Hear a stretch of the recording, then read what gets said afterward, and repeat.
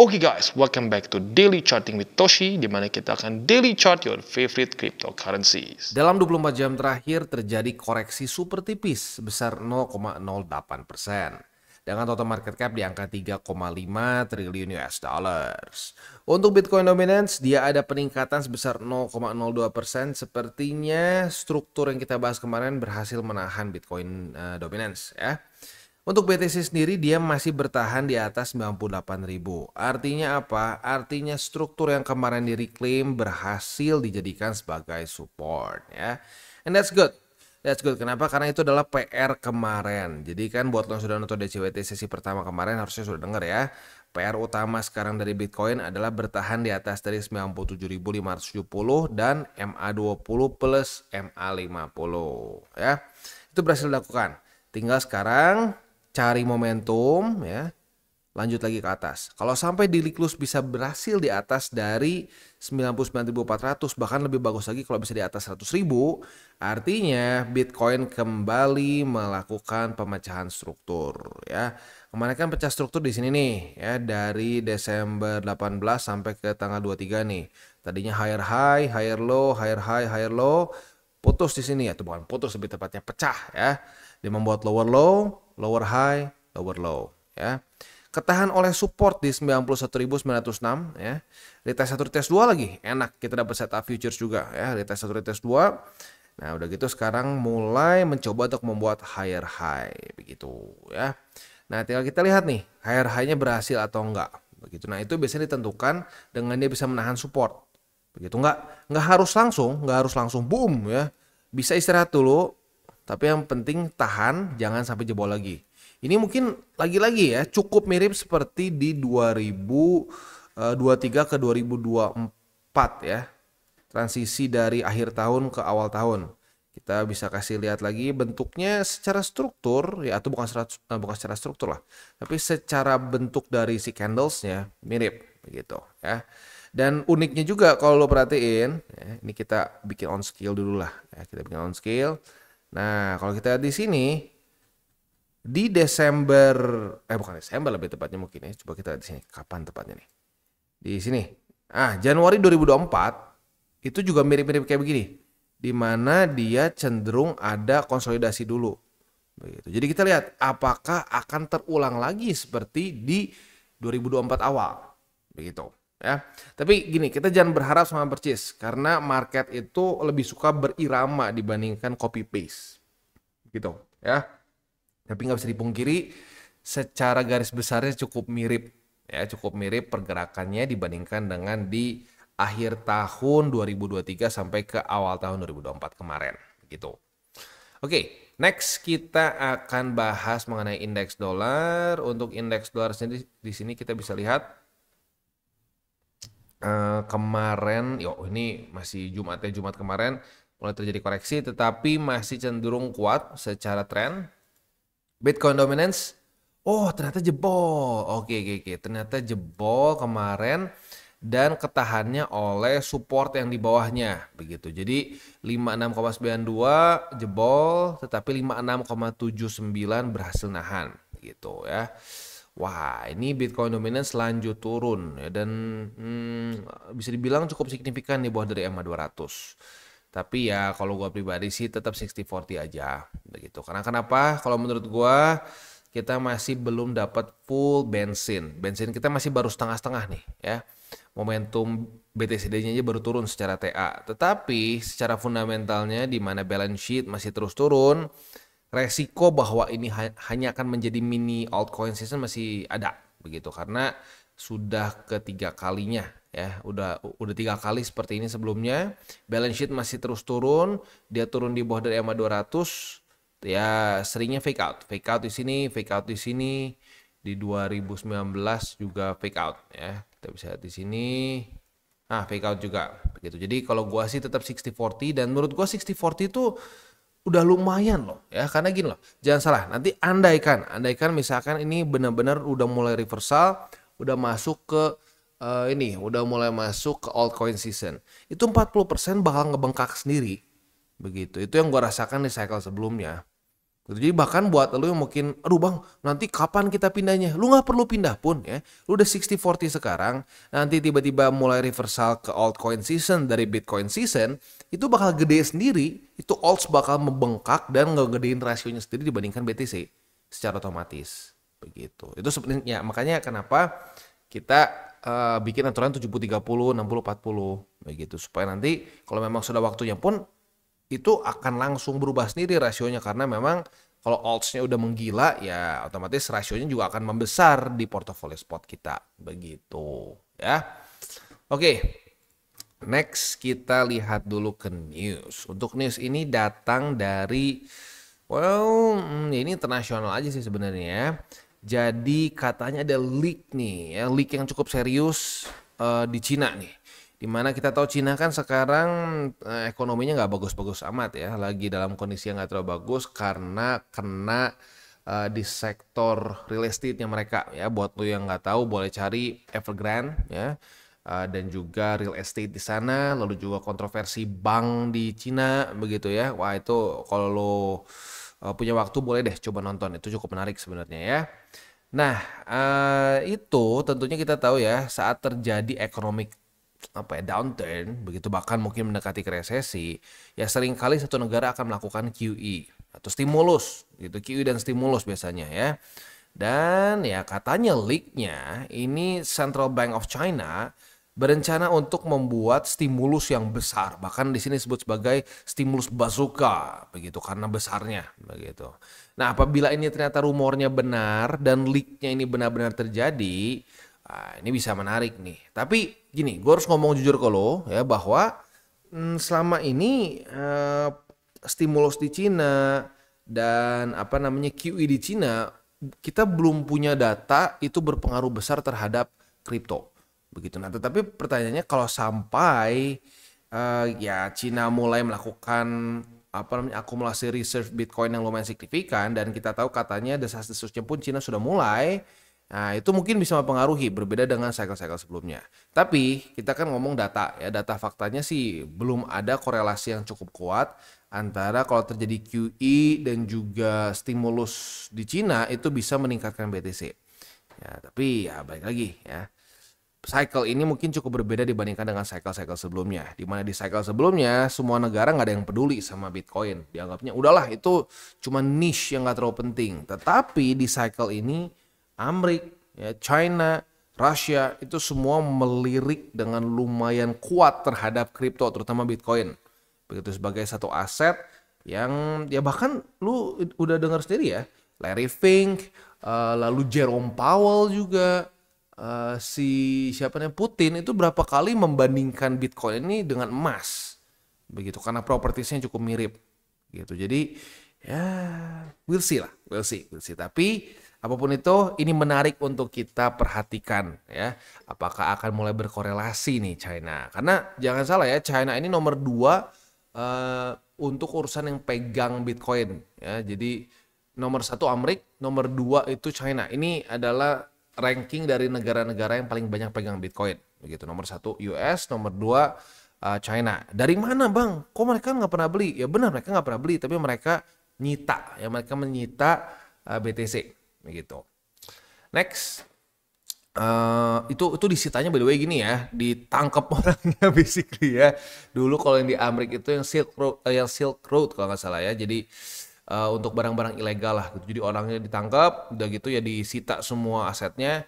Ya akhirnya ya dipaksa untuk mengirim gitu Bitcoin mereka ke negara. Ya jadi kalau lo ketangkep ya tetap bisa ya, kripto lo bisa tetap dipalak begitu. Tapi ya makanya diem-diem aja gitu, jangan ngomong-ngomong lo punya begitu. Penting sekali buat kita nggak pamer begitu untuk kripto itu, karena ya the point of crypto ya sebenarnya kita punya sovereignty terhadap diri kita sendiri. Aduh ya itu jadi panjang kalau kita bahas sovereignty ya. Udahlah nanti aja at some point lah mungkin kita akan bahas ya. Oke, economic calendar kita bahas minggu ini ya. Minggu ini ada apa aja? Hari Senin tanggal 6 Januari dari US kita akan keluar data S&P Global Composite PMI. Services PMI, salah baca, sama-sama S&P ya. Jadi Senin ada S&P Global Services PMI. Lalu hari Selasa tanggal 7 Januari dari US kita akan keluar data ISM non-manufacturing PMI dan juga prices. Plus yang terakhir mungkin yang lebih penting adalah JOLTS jobs opening ya. Karena ini sekali lagi data yang berhubungan dengan labor market dan belakangan labor market ekstra berpengaruh begitu ya. Tanggal 8 Januari, hari Rabu dari US kita akan keluar ADP Non-Farm Development Change, lalu crude oil inventories. Dan hari Kamis, biasanya nih memang paling padat nih ya. The Feds tuh paling suka hari Kamis, keluarin segala macam. Initial jobless claim juga paling sering keluar hari Kamis ya.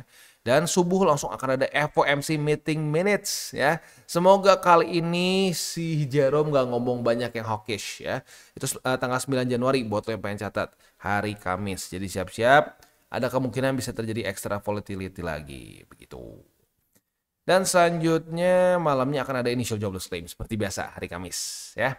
Jadi highlightnya lagi-lagi minggu ini adalah di hari Kamis kita akan keluar 3 data penting, 2 subuh, 1 malam jam setengah 9. Hari Jumat tanggal 10 akan ada 30-year bond auction, lalu juga di bawahnya kita akan ada non-farm payrolls, ada juga unemployment rate. Ya ini penting banget dan juga average hourly earnings. Jadi ya padat ya, luar biasa padat. Kita lihat di sini Jumat ada, Kamis ada, Rabu ada, Selasa ada, Senin ada. Jadi nggak ada dikasih libur ya. Senin sampai Jumat hajar terus keluar bintang 3 semua. Ya generalnya keluar semua nih. Jadi hati-hati minggu depan kita ada kemungkinan bisa lebih volatile dibandingkan dengan kemarin-kemarin gitu ya. Oke, kurang lebih seperti itu dan ya kita semakin mendekat juga ke ini ya, ke si Trump dilantik ya. Nah, sekarang ya mulai ada momentum, tapi nggak sampai kayak masa-masa ini sih. Jadi we'll see. Kalau semakin dekat, makin ngepam, nah hati-hati, ada kemungkinan bisa buying the rumor and selling the news. Kemungkinan ya, bukan pasti ya kemungkinan karena ya lu bisa lihat sendiri. Dari cycle, tapi di cycle ini kita udah dapat berapa kali nih buying the rumor and selling the news. Yang pertama terjadi di sini adalah ETF spot. Wah, hype. Waktu dibuka ya, waktu ETF spot mulai jalan di daerah sini gue lupa tanggal berapa tepatnya, ujung-ujungnya dump 7% dan membuat lower low. Nah, untungnya selamat sama apa? Selamat sama hype dari halving. Oke, naik lagi ya. Waktu halvingnya kalau nggak salah di daerah sini nih, malah membuat lower low. Begitu. Jadi ya hati-hati. Kalau meningkatnya gila, tiba-tiba kayak nggak dikasih rem, nah itu ada possibility yang cukup besar untuk terjadi buying the rumor and selling the news. Jadi saat data pentingnya keluar gitu, atau saat eventnya terjadi, malah market koreksi, begitu. Atau mendekati itu malah koreksi, ya. Oke, kurang lebih seperti itu gambarannya untuk hari ini makronya. Selanjutnya kita akan masuk ke buy limit. Tetapi sebelum kita masuk ke buy limit, seperti biasa gue akan disclaimer dulu bahwa semua konten dari TCI bukanlah financial advice. Ini semua bentuknya adalah edukasi. Lalu bagaimana cara untuk mendukung TCI? Ada banyak caranya. Lu bisa like our video, bisa share our video, atau juga bisa menggunakan link referral kita di bawah. Dan sekarang kita akan dengar dulu pesan-pesan dari sponsor kita pada hari ini. Oke, today's video is brought to you by Gate.io. Dan seperti yang kita bisa di sini, di Gate.io lagi-lagi sedang ada event, yaitu Meme Frenzy Carnival. Di mana kita bisa pilih salah satu tim, ya tim AI atau tim memes, dan kita bisa menangkan mega prize sebesar 25.000 USD. Ya, event ini berjalan dari tanggal 2 Januari sampai tanggal 12, jadi masih ada waktu. Kita langsung aja bahas bagaimana cara untuk ikutannya. Yang pertama, lu pilih tim. Lu mau tim AI atau tim memes. Dan yang kedua, lu trade specific token dan split the price pool. Jadi very simple ya. Lu pilih tim A, tim B. Tim A adalah AI, tim B adalah memes, begitu ya.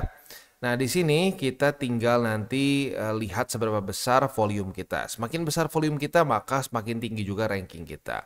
Apabila kita menang, nanti kalau kita ranking 1 berarti pembagian prize pool terbesarnya adalah ke kita. Dan terus di ranking sampai ke 10, begitu ya.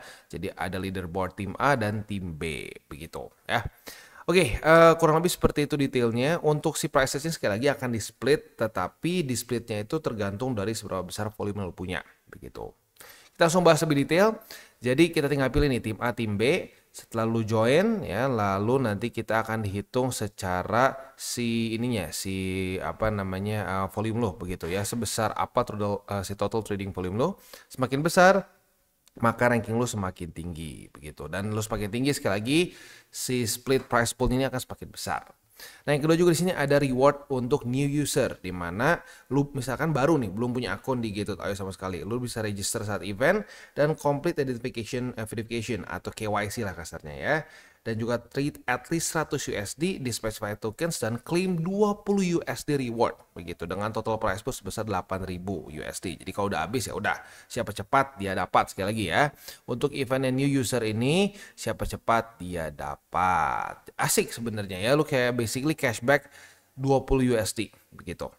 Next, yang ketiga juga ada trading star prices, di mana di event ini user yang join ke dalam tim dan complete at least 200 USD futures trading untuk specified token bisa share 2000 USD price pool lagi begitu ya. Jadi dalam event ini ada beberapa lagi sub event untuk para user baru dan juga untuk orang-orang yang misalkan di sini pengen trading futures begitu ya.